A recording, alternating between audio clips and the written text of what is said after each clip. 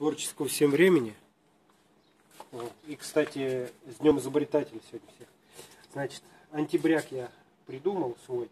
То есть, ну, это вот стандартный, грубо говоря, штык. Вот. Это болт на 16. У него огромный плюс по сравнению с другими антибряками, что он весь на 16 и по всей длине остается на 16. Диаметр не занижается, как в некоторых других вариантах. Третий еще есть вариант, я видел, когда зажимается клином прямо через фаркоп. Но этот вариант тогда, когда изготавливаешь фаркоп изначально. Тогда это удобно. А тогда, когда фаркоп купленный, допустим, и он брякает и замучил, то вот пластинка. Единственное, что у меня сейчас маленький косяк.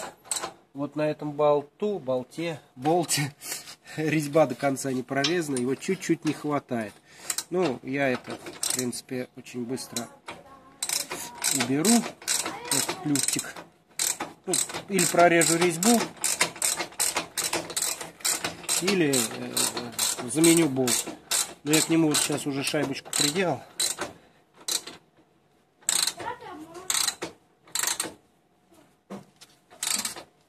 Ну вот так. И то есть все. Качки уже нет. Никакого бряка, ничего. Так что, кому нужно, пользуйтесь. Всем творческого времени. Еще раз с праздником. Изобретайте. Всем пока.